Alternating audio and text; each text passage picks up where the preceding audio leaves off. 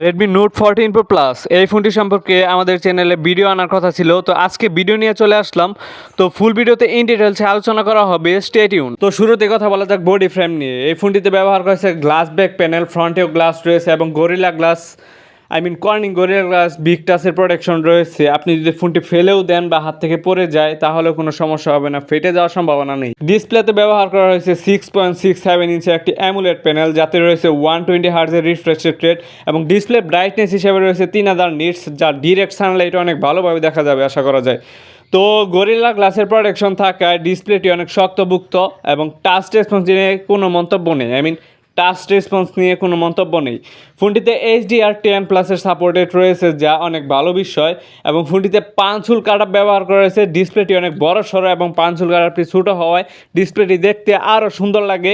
পাশাপাশি চিন বেজেলগুলো অনেক নেরো হওয়ায় অনেক ভালোভাবে ডিসপ্লে ভিউ পাওয়া যায়। আপনি যখন কন্টেন্ট ওয়াচ করবেন তখন মোটামুটি একটি ভালো লেভেলের ভিউ পাবেন আশা করা যায়, কারণ চিন বেজেলগুলো অনেক নেরো এবং ডিসপ্লেটি অনেক বড় সড়ো। একটি বিষয় আমার আগে বলা উচিত ছিল কিন্তু বলতে ভুলে গেছি, বিষয়টি হচ্ছে এই ফোনটিতে কিন্তু IP68 এবং 69K এর সার্টিফিকেশন রয়েছে। অর্থাৎ আপনি যদি এই ফোনটিকে পানির 2 মিটার গভীরে 24 ঘন্টার জন্য ফেলে রাখেন তাহলে পানি ঢুকবে না। আমরা ইউটিউবে অনেক ভিডিওতে দেখেছি এই ফোনটি কিন্তু ওয়াশিং মেশিনে ফেলে রাখছে, অথবা কার ওয়াশিংয়ের অত্যন্ত স্পিডি পানির সামনে রেখে দিয়ে, অথবা পানির মধ্যে রেখে 24 ঘন্টার জন্য ফ্রিজে রেখে দিয়েছে, তারপরে এতে পানি ঢুকেনি। আসলে এই ফোনটিতে অনেক বেশি পানির রেসিস্টেন্সি রয়েছে।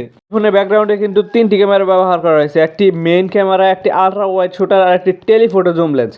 আর ক্যামেরা মডিউলটি একটু বেশি উঁচু সুচু, আপনি যদি সমান্তরাল কোনো জায়গায় রাখেন তাহলে ক্যামেরা মডিউলটি উঁচু হয়ে থাকবে। আসলে ক্যামেরা যে ব্যবহার করছে তারা সেটা তারই প্রমাণ। আপনার মনে হবে এই ফোনটি ব্যবহার করার সময় যে ফোনে আছে একটা ক্যামেরা সিস্টেম আছে। আর ফ্রন্টে ব্যবহার করা হয়েছে একটি 20 মেগাপিক্সেলের সেলফি ক্যামেরা।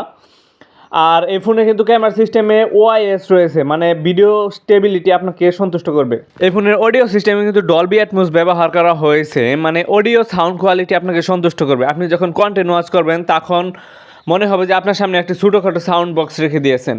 মানে অডিও সাউন্ড কোয়ালিটিতে তেমন ডিস্ট্রেশন নাই ফুল সাউন্ডে কন্টেন্ট ওয়াচ করলেও। ফোনটির ওজন একটু বেশি, তো ফোনটিতে ব্যবহার করা হয়েছে 6200 mAh একটি ব্যাটারি। তো এত বড় ব্যাটারি ব্যবহার করার ফলে ফোনের ওজন একটু বেশি হবে, এটাই স্বাভাবিক। এই ফোনটিতে কিন্তু আন্ডার ডিসপ্লে ফিঙ্গারপ্রিন্ট ব্যবহার করা হয়েছে এবং যার পজিশন একটু নিচেই। আপনি যদি রেগুলার ব্যবহার করেন তাহলে আপনি এর সাথে ইউজ টু হয়ে যাবেন। হার্ডওয়্যারে রয়েছে কোয়ালকম স্ন্যাপড্রাগন 7H Gen 3 এবং আসছে HyperOS বেসড অন Android 14 দিয়ে। আর এই ফোনটিতে কিন্তু অতিরিক্ত কোনো ব্লু টায়ার নেই, সব বয়সের মানুষের প্রয়োজনীয় অ্যাপসগুলোই দেওয়া হয়েছে। তো আপনার দরকারি অ্যাপসগুলো পাওয়ার ফলে এবং অতিরিক্ত ব্লু টায়ার না থাকার ফলে ফোনটি ব্যবহারে আপনি সন্তুষ্ট হবেন। এই ফোনের সফটওয়্যার অপটিমাইজেশনও কিন্তু তারা ভালো করছে অনেক। তো আশা করি সব কিছু আপনার ভালো লাগবে। তো কেমন লাগলো ভিডিও কমেন্ট বক্সে জানিয়ে দিতে ভুলবেন না, এবং আপনার জানা কোনো তথ্য যদি আপনি এই ভিডিওতে উল্লেখ না পেয়ে থাকেন তাহলে অবশ্যই কমেন্ট বক্সে জানিয়ে যাবেন।